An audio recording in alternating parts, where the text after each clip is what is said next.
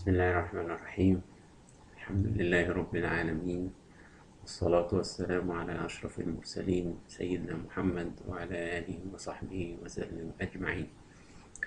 سبحانك لا علم لنا إلا ما علمتنا إنك أنت العليم الحكيم. Dear colleagues, we are continuing the chest lectures, and here we will deal with two final lectures in this sector, which one of them will be about the pleural pathology, and the second one will be on the chest wall lesions. And by the end of the chest wall lesions, I think we have covered most of the issues that are dealing with pulmonary parenchymal lesions, mediastinal pathology, as well as the pleura and the chest wall, and we have covered most of the related issues. Then after that, I think we will start in the sector of abdominal imaging after that, inshallah. Then the pleural pathology, we will handle these topics. Number one, pleural thickening and the pleural plaques, pleural calcification, pleural effusion, pleural empyema, pneumothorax, bronchopleural fistula, benign pleural neoplasms, and finally the malignant neoplasms. We'll start first by the issue of the pleural plaques, which are usually formed of collagenous connective tissue, and there is an intimate relation between the pleural plaques and the asbestos exposure, as you all know. And this is seen in in up to 60% of workers with high exposure rate of asbestos. And you should know that most of the pleural plaques occur in the posterior and lateral aspects of the pleura, and this is in autopsy specimen showing the appearance of the pleural plaques. Then one of the important diagnostic landmarks for the detection of pleural plaques in the chest X-ray is to look for the surface of the diaphragm.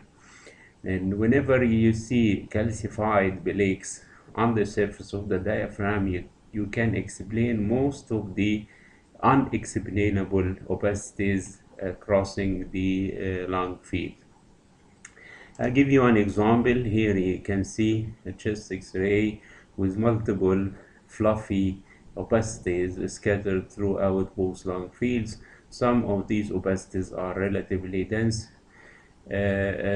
suggesting the possibility of being calcified. And also you can see linear calcific shadows along the costal surface, suspecting that these are of pleural origin. But whenever you look to the surface of the diaphragm and you see these very clear calcified pleural plaques, you can easily assume that most of these shadows belong to the pleural calcification. And they are superimposed on the lung field because they are affecting the anterior costal pleura, the lateral, and the posterior costal pleura, of course.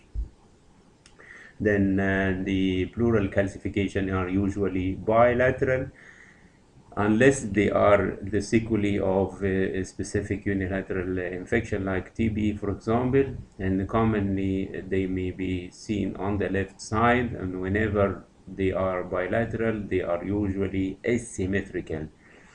Then whenever you have the CT scan, you can see the pleural plaques as areas or foci of relatively thickened pleura, which is not continuous but interrupted with normal pleura in between, and these plaques may be calcified and may be uncalcified.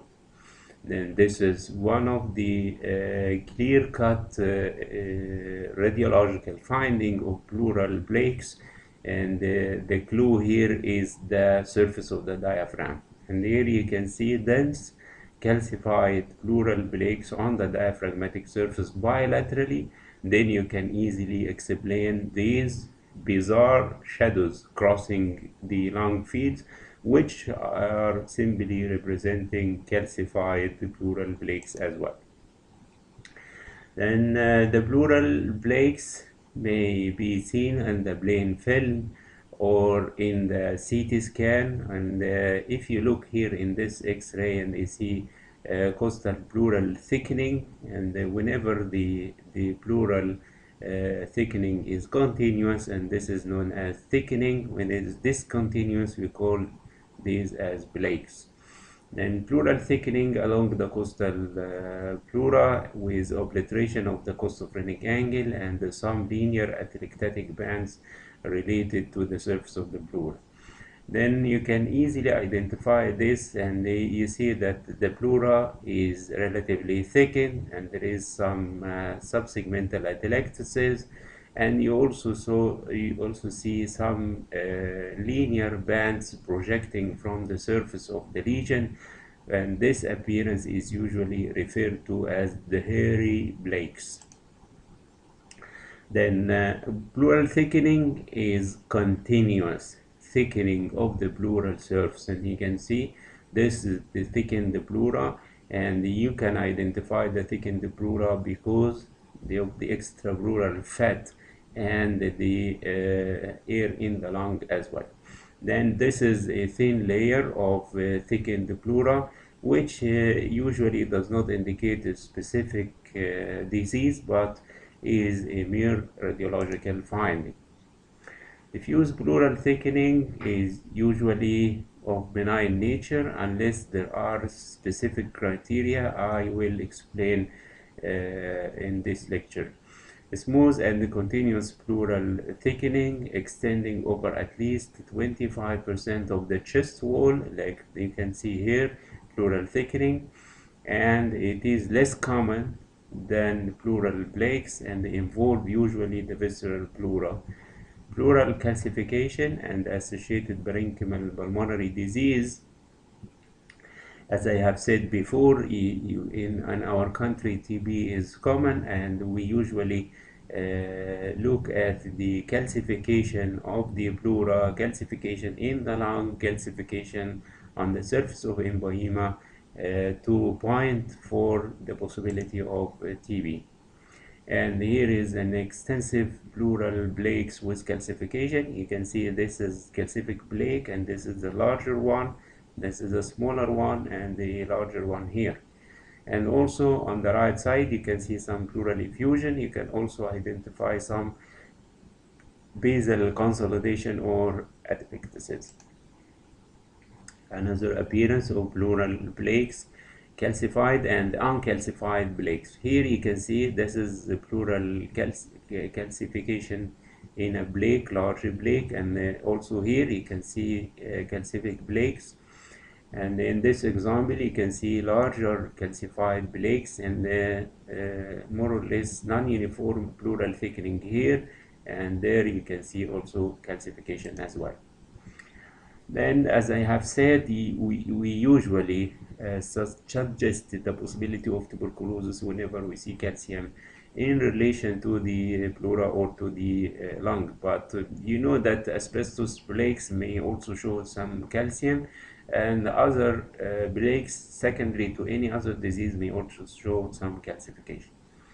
Then we came to the pleural effusion, and the effusion means that you have fluid in the pleural cavity, and we can detect by imaging minor amount of fluid in the range of 15 to 50 milliliter, but using the chest x-ray you need about 200 milliliter of fluid to be detected in the frontal view, and about 75 milliliter of fluid to be detected in the lateral view. You know that the posterior costophrenic angle is more deep than the lateral costophrenic angle, and any fluid obliteration of the posterior costophrenic angle can be easily identified in the lateral view. While in the frontal view you need a lot of fluid in order to appear as blunting or obliteration of the costophrenic angle. Then whenever a pleural effusion is suspected, we used to do a lateral view. Then we may have what we call the decubitus view. We put the patient on the diseased side, and here is on the left side, and if there is some fluid underneath the diaphragm, it will trickle in the pleural space, as you can see here. And of course, this maneuver is not commonly used nowadays, and we use instead the ultrasound to detect minor pleural collections. There are a lot of causes for the pleural fluid, and also the content of the pleural space regarding the nature of the fluid itself, whether it is transudate, exudate, blood, chyle, cholesterol, and even urine. Then all these collections will appear as what we call the meniscus sign. When the costophrenic angle is obliterated, and you got what looks like the meniscus, and this meniscus has a concave upper border, and the lateral margin is raising towards the axilla. Then whenever you look to the chest X-ray and you see obliteration of the costophrenic angle, and instead of this meniscus sign, you see a convexity looking up. And this is not, of course, an effusion, and you suspect a mass. Then in children in particular, the pleural effusion has a specific configuration, which is known as the lamellar pleural effusion. Usually in the pediatric age group, the effusion extends along the lateral chest wall in a lamellar fashion, while in adults, the effusion should have the meniscus appearance. But if you see this lamellar effusion in an adult, then you should suspect that this effusion is encysted. And whenever you suspect an encysted effusion, except in the minor fissure, you should also suspect the possibility of being secondary infected. Then here is the chest X-ray of an adult, and you got the obliteration of the costophrenic angle and the convex inner margin with a lesion which is extending along the inner aspect of the chest wall, indicating that it is not of pulmonary origin, and this is an encysted pleural effusion. Whenever you diagnose encysted pleural effusion in an adult, you should suspect of being possibly infected as well, except in this type of effusion, which is encysted effusion in the minor fissure. And this is the classic diagnosis from the plain X-ray, and you look to an elliptical shape, fusiform, sharply marginated opacity centered at the minor fissure. And in the lateral view, you also see the same pathology, and this is an easy diagnosis which indicates an encysted effusion in the minor fissure. Then the effusion may be mild, may be moderate, may be severe. In all cases, it should show the meniscus sign with concave upper border, and the lateral margin is raising towards the axilla. As I have said, many causes are known for the pleural effusion, including congestive heart failure and the parapneumonic effusions, post-traumatic, pulmonary embolism, tumors of the lung and the pleura, autoimmune diseases, and renal failure. Then in the CT scan, you see the fluid density in the pleural space, and this fluid density, it should not show any enhancing margin. And this is the simple bilateral pleural effusion on the left side. The effusion has extended into the fissure as well. But whenever you diagnose massive pleural effusion, and you should think of an underlying malignancy. And this is the massive unilateral pleural effusion obliterating the left hemithorax. And if you look carefully, and you can see a sclerotic lesion in the left seventh rib. Then let us look at the ribs. This is rib number 1, and this is 2, this is 3, 4, 5, 6, and 7. And here you can see the lesion. And this effusion was massive, as you can see, and the malignancy was suspected. And then further evaluation should be done in the form of a CT scan to detect the underlying pathology. And in this patient, you got massive left-sided pleural effusion with obliteration of the costophrenic angle, mass effect on the heart and the mediastinum, which are displaced to the opposite side.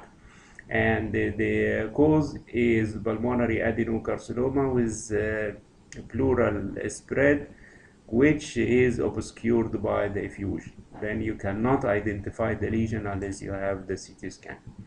And sometimes, especially in the pediatric age group, you got this appearance where you see that the lung field is veiled or looks like the ground glass appearance. And if you ask the clinician, the technician, he may say that I radiographed this patient while being supine because I failed to put him in the erect position. Then effusion in the supine position will spread underneath the lung and results in veiling of the left hemisphere. And this is homogeneous veiling where you can see the vascular markings of the lung, and you should think of this whenever you know that this radiograph was taken in the supine position. Then whenever you feel that, you should look to the erect one, and in the erect position you can see some air fluid level on the left side indicating the presence of hydropneumothorax. Then if you look to the chest x-ray, and I have explained this before, and you see that there is a big difference between the right and the left diaphragmatic copula. You know that the allowed difference between both copulae is from 1 to 3 centimeter. The right one is higher. Then if the height is more than 3 centimeter and the apex of the diaphragm is shifted laterally, you think of a subpulmonary effusion. And as I have said, we used to do this decubitus position in order to see the fluid coming from underneath the lung into the pleural space. But nowadays we use more commonly the ultrasound. And here the chest x-ray show almost no evidence of effusion except for minor blunting of this costophrenic angle. But by the ultrasound you can detect very subtle pleural collections as well as the collections inside the abdomen if they coexist. Then if you got an effusion and ascites in the same patient and you want to know which is effusion and which is ascites, then you have to identify the copula of the diaphragm. And this is the copula of the diaphragm. What is anterior to the copula is ascites. Anterior starts by the letter A, and ascites is also by the letter A. And the fluid which is posterior to the diaphragm is pleural effusion, and the pleura starts by the letter P and also the posterior saw. Then you should identify the copula of the diaphragm. The anterior fluid is ascites, the posterior fluid is effusion.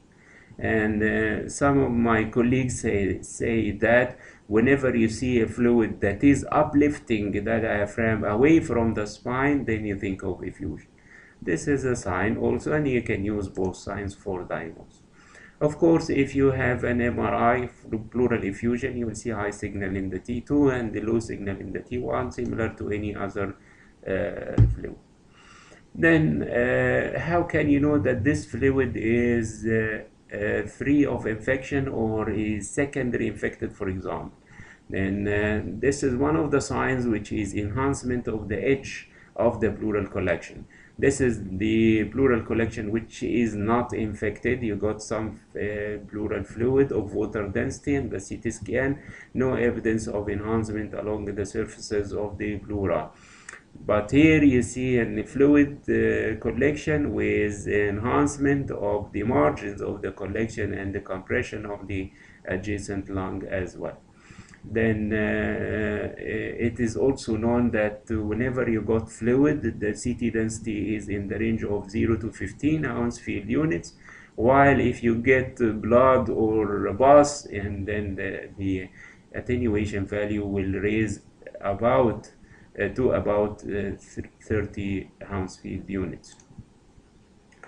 Then the diagnosis of empyema is almost simple. Whenever you see a collection in the pleural cavity and you see enhancement of the margins of this collection, and if possible to detect some air loculi inside, and these are criteria which highly suggest the possibility of the fluid being infected. And you should be careful about the about reporting air loculi in the collection. If the patient had been subjected to an interventional techniques, the air loculi may be secondary to previous intervention, but the air loculi which are highly suggestive of infection are usually present without the history of previous doing biopsies, for example, or aspiration, or so and so. Then the pleural infected pleural collection passes into 3 phases or stages. The stage 1 is the exudative stage, where the pus accumulates, and this is the best stage for drainage. Then the fibrinovirulent stage with creation of pus pockets, which is a difficult stage for percutaneous drainage of these collections. Then the organizing stage, where pleural scarring may lead to lung entrapment and the development of calcium as well. Then this is the ultrasound of a fibrinolytic the fibrinovirulent pleural collection with multiple internal septations and pockets of pus, as you can see by this ultrasound. Then whenever you got an abscess in the lung, you can see enhancement of the margin and the air loculi within the abscess. Also, whenever you got an emboyema, you got enhancement of the margin, and you may got also air loculi. And the books usually say that the discrimination between emboyema and lung abscess is very important because of the difference in the management between both. Since emboyema is usually percutaneously drained, while the abscess is usually treated with antibiotics. Then one of the simplest ways to discriminate between both is the orientation of the lesion. If you see a lesion which is running parallel to the chest wall, I mean it has an anteroposterior diameter and a transverse diameter which are different, and this is of course is outside the lung, while you see a more or less spherical lesion with only single diameter, and this lesion should be located in the lung itself. A second issue where an extrapulmonary lesion should press or compress the underlying lung, resulting in some areas of atelectasis and some areas of consolidation. While the lung abscess is originating inside the lung parenchyma, it destroys the lung parenchyma in order to enlarge and occupy space for the abscess itself. Then emboyema is an oblong-shaped lesion, while an abscess is more or less a spherical lesion. Emboyema will compress the underlying lung, while the abscess has no compressed lung along its margin. Then this is an emboyema, and you can see the collection which is running parallel to the chest wall, and you see the collapsed lung underneath the pleura. And this of course is a weak sign, which is the angle of the lesion with the pleural surface or with the chest wall. If the angle is acute, you may assume that this is a pulmonary parenchymal lesion, and if the angle is obtuse, then you may assume that this is a pleural pathology. Then one of the important signs is known as the split pleura sign, and you got the connection between the parietal and the visceral pleura, and here is the sign which is known as the split pleura sign, which is one of the helpful signs to discriminate emboyema from the lung abscess. And this is the clearly seen split pleura sign, And without this sign, you can also diagnose this as an empyema because of the oblong shape of the lesion. It runs parallel to the chest wall, and you can see also this sign as well. And this is an encysted empyema in the right lung base, and you can see the compressed lung parenchyma above the collection, and inside the collection you can also see air loculi together with the enhancing margin, classic of being infected. And this is also a good example for right-sided empyema, and you see the collection of pus with thick enhanced margin and multiple air loculi inside the lesion together with the compression of the lung against the border of the empyema. Then you remember that I have said that whenever you see calcium in the pleura, calcium in the lung, you may think of TB, especially in a country like my country, and where TB is relatively common. And if you see extensive pleural plaques like this, and you think of that these these calcifications are the sequelae of previous TB infection. And I have exposed this in the lecture of TB, and I give too many examples for the calcified and the uncalcified tuberculous lesions. And I also projected this case once, this case before, where you see an empyema with extensive calcification of the pleural surface along the margins of the empyema, suggestive of being of tuberculous etiology. And you remember that I have said that empyema, which is extending across the chest wall, coming into a subcutaneous location, it is known as empyema necessitans. And whenever you see calcium, you suspect a tuberculous etiology. And many believe that empyema necessitans is usually the sequelae of TB, even without the presence of calcium. Then you see the extension of the empyema reaching the skin, forming a fistula connecting the lesion to the outside environment. And you see here, this is the collection in the pleural space with thickened enhanced margin, extension across the chest wall, forming a big subcutaneous abscess. And empyema is usually a collection of pus in the pleural space, and this empyema may contain air loculi, and the presence of air loculi usually supports the diagnosis of infection. There are three ways for air to develop inside the empyema. Number one, and the most common, is a iatrogenic way. You try to aspirate, you try to drain, then you introduce air loculi inside the empyema. The second way is the development of the bronchopleural fistula, communication between the pleural space and the bronchi. And the third way is infection with gas-forming organism, which is the rarest. Then the commonest is the sequelae of previous intervention. The second common is the development of the bronchopleural fistula, and the least one is the infection with gas-forming organism. Then the bronchopleural fistula is suspected whenever you see air with pus inside the pleural cavity, or air with pleural collection, what we call hydropneumothorax or hydrobiothorax. Pulmonary infections like necrotizing pneumonia, septic infarctions, and TB are common causes for the development of bronchopleural fistula. Iatrogenic, like post-pneumonectomy and thoracocentesis, positive pressure ventilation, post-traumatic, after penetrating injuries, for example, and in cases of malignancies, cavitating peripheral tumors or local recurrence of tumors after pneumonectomy.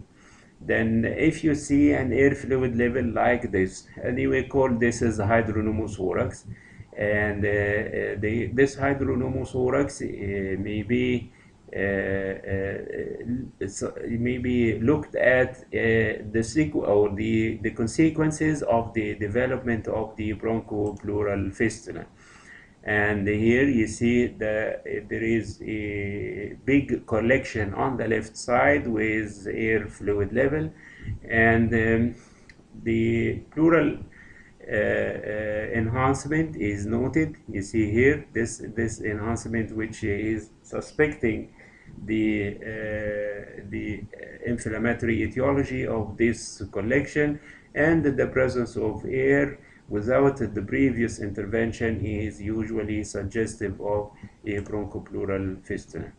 And after pneumonectomy, a bronchopleural fistula may be suspected if there is less fluid or more air in the operated hemithorax than expected. Usually, whenever you remove the lung, there may be some fluid and some air. But if air is too large than expected, you may suspect the development of bronchopleural fistula. Or if the ratio of air to fluid increases with time, this means that there is an air leak through a fistula into the pleural space, or the appearance of air in a fluid-filled hemithorax several months after pneumonectomy. This means that the fistula has been developed. Then, if you see an air fluid level in the pleural space, and you can see also the collapse of the lung compressed by this hydropneumothorax, and you think this hydropneumothorax is the sequelae of a bronchopleural fistula if no history of previous intervention is known. Then the issue of round atelectasis is one of the challenging issues in the chest radiology because of the fear of this lesion to be a malignant neoplasm. Then if you remember what I have said about the pleural plaques, and you get some plaques with an atelectatic part of the lung and multiple linear bands of atelectasis as well projecting from the inner surface, and this is what may be called like the comet tail appearance, and this is conclusive for the possibility of round atelectasis.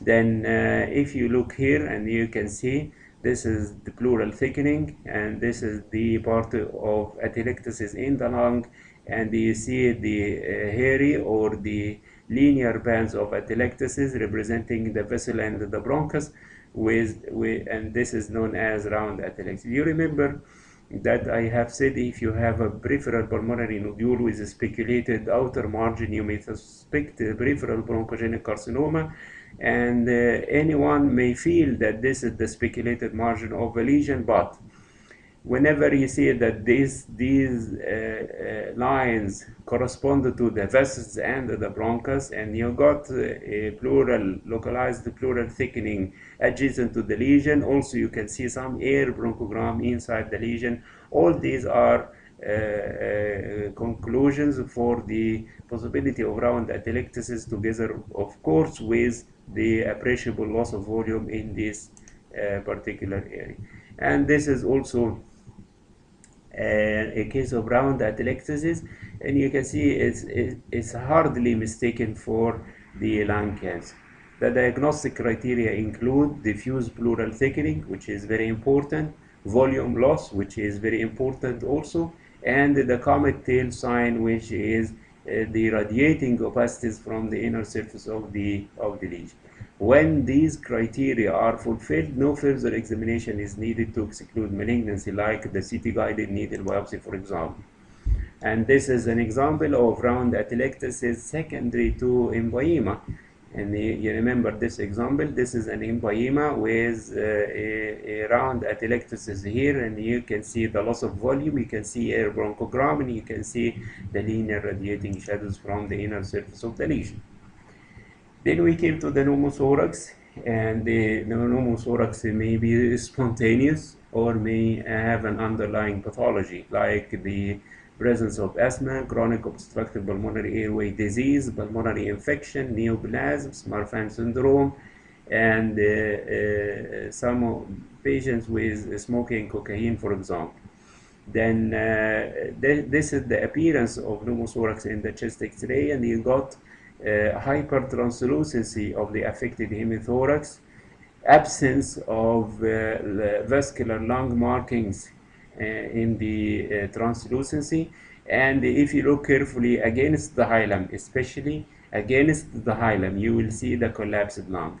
And you should remember that the collapsed lung is not opaque unless it is totally collapsed. And you got this lung is subtotally collapsed, but it is still aerated, as you can see.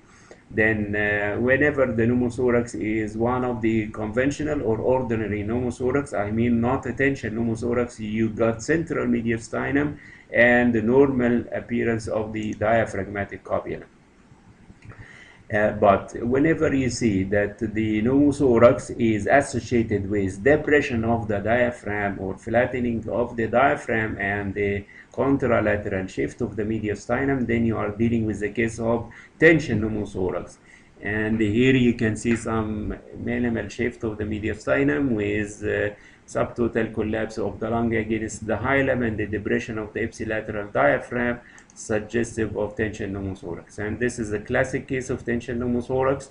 You've got total lung collapse against the hilum, hypertranslucent hemithorax, depression of the diaphragm, and the contralateral shift of the midline structures to the opposite side. And of course, minor amounts of pneumothorax are one of the tricks in the exams everywhere. And the clue for the presence of pneumothorax is to identify the pleural surface here. And if you look to the rest of the hemithorax, you cannot see any vascular markings in this area because there is here air only, and this is the pneumothorax and this is the pleural line. Then after insertion of an intercostal tube or a drainage tube, you can see hyperinflation or regression, somewhat regression of the pneumothorax. You see this is the pleural edge here, and still there is some air in the apex of the lung. Then a spontaneous pneumothorax is the pneumothorax without an obvious cause, and this is a male 3 months, male infant 3 months old, with pneumothorax on the right side, collapse of the right lung. The mediastinum is central and the diaphragm is okay, and this is in ordinary pneumothorax. Here also you can see a pneumothorax with subtotal compression collapse of the lung.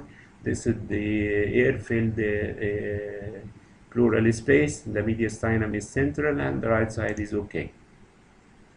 Actually, you don't need to have a CT scan to confirm the diagnosis of pneumothorax when it is evident in the plain X-ray, but sometimes you can see here that this is a good example by CT, and you see a space which is totally filled with air and the lung is collapsed here. And one of the big differentiating points here is to discriminate pneumothorax from bullous emphysema. And in the bullous emphysema, you should see some linear bands between the air-filled spaces, and these linear bands representing the minimal or the residual compressed lung parenchyma in between the emphysematous bullae. And this is the difference between pneumothorax, where no bands can be seen crossing the air, and the bullous emphysema. This is the case of pneumothorax on the right side, and you can see the pleural edge, and you can see the fluid outside the pleural edge. Then actually this is one of the well-known complications whenever you try to insert a central venous line, and you may injure the apex of the lung, resulting in ipsilateral pneumothorax. And this is pneumothorax by the CT scan. You can see the air and you can see the collapsed lung. Iatrogenic pneumothorax is caused by the physician during surgery or during central line placement, as I have said. And traumatic pneumothorax may be the sequelae of rib fracture and injuries, penetrating injuries to the lung. And here you can see this is the pneumothorax, and the collapsed lung is seen here. And if you look carefully, there is shift of the mediastinum and the flattening of the diaphragm. Then you are dealing with a case of tension pneumothorax. And if the patient is in the supine position, you may have some difficulties for the diagnosis of pneumothorax, but here you can see that there are air and fluid as well, what we call the hydropneumothorax. Then we have emphasized the diagnosis of tension pneumothorax because this is a surgical emergency or a medical emergency, and you can is diagnosed by the presence of air in the pleural space, flattening of the ipsilateral diaphragm, and contralateral shift of the midline structures. And this is a tension pneumothorax in a child. You can see the air, you can see the collapsed lung, you can see the shift of the mediastinum, and you can see also the flattening of the diaphragm. Finally, we came to the pleural neoplasms, and the benign neoplasms are rare. And one of the known lesions is the pleural lipoma. And if you look in the chest X-ray, you cannot say that this is lipoma unless you have an evidence either from CT or MRI. And this is the CT scan of the same case showing a fat containing lesion which is based to the pleura. And in the T1 weighted image, you know that fat is bright, and in the T2 weighted image, the fat is less bright. And this is one of the uncommon benign pleural neoplasms, which is the pleural lipoma.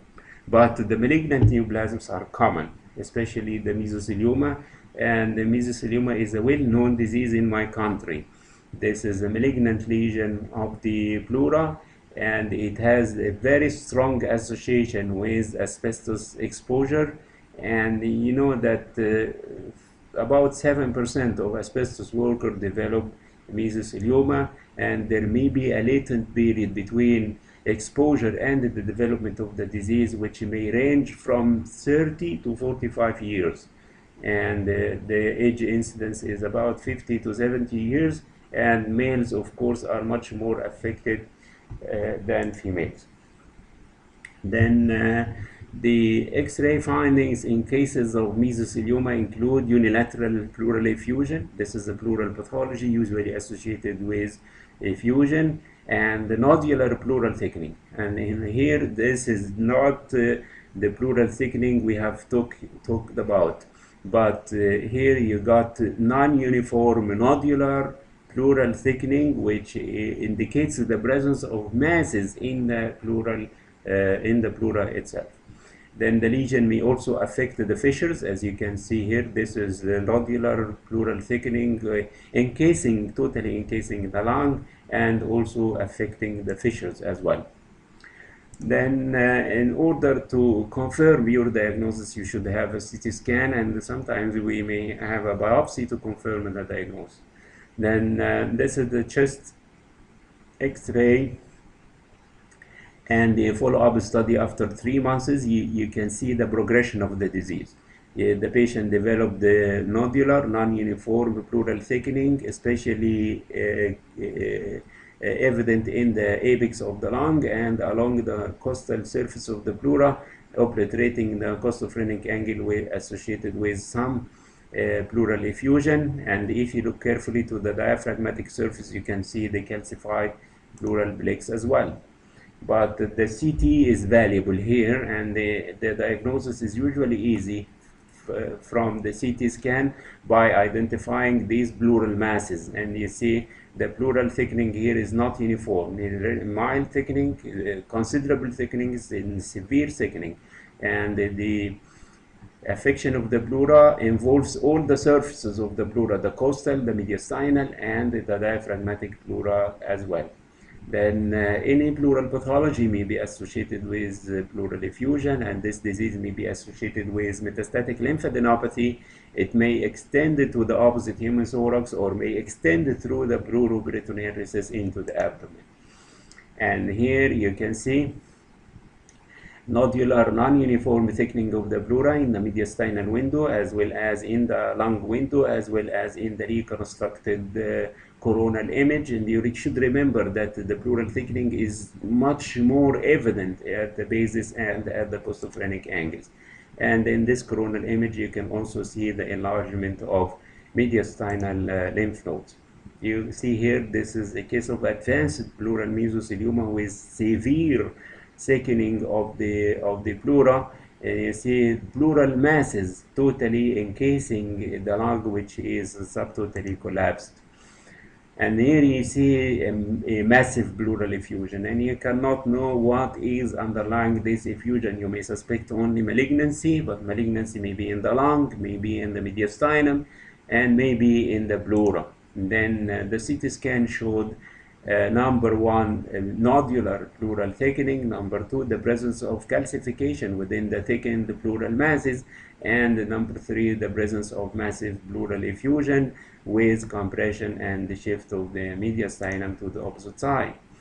And here is the mesothelioma by chest X-ray. Actually, it's an easy diagnosis by the chest X-ray, and it can be easily suspected on the basis of the presence of multiple non-uniform nodular pleural thickening encasing almost totally the lung, together with the presence of some pleural fluid. And as I have said, the diagnosis is usually confirmed after you have the CT scan, and then many times we usually have a biopsy from these lesions. Then mesothelioma, as I have said, may be associated with mediastinal lymphadenopathy, metastatic lymph nodes. As you can see here, these are multiple lymph nodes enlarged in the mediastinum, and this is diffuse non-uniform pleural thickening, diagnostic of mesothelioma. Other malignant pleural diseases include the metastasis and lymphoma. And the metastatic pleural disease is usually diagnosed whenever you know that the patient had a primary malignancy, or you can see the malignancy in the available radiological examination. The most common malignant lesion metastasizing to the pleura is, of course, the bronchogenic carcinoma, followed by the breast cancer, and 10% of cases secondary to lymphoma, and the remaining 30% are coming from other primary sites. Actually, in our country, we usually diagnose the pleural thickening and nodular masses in the pleura as the sequelae of mesothelioma, until proved otherwise. But if we know that the patient is having a primary malignancy like renal cell carcinoma, for example, then you should diagnose these masses as metastatic from the non-primary malignancy. Then you see here, this patient is 80 years old with known thyroid cancer. And if you look to the chest X-ray, you can see the nodular thickening of the pleura bilaterally and obliteration of the costophrenic angle due to the presence of pleural effusion. Then if you have the CT scan, and you can see clearly the thickened pleura encasing the lung, nodular pleural thickening, which is bilateral here, and you remember that mesothelioma is usually a unilateral disease. Then whenever you know that the patient had a non-primary malignancy, you should suspect the pleural pathology as metastasis. But actually, if we don't know that the patient had a non-primary malignancy, we think of particularly mesothelioma, and we resort to biopsy in order to confirm the diagnosis and to know the underlying pathology. Then pleural lymphoma is also known and is seen in about 10% of the cases are usually secondary to pleural lymphoma.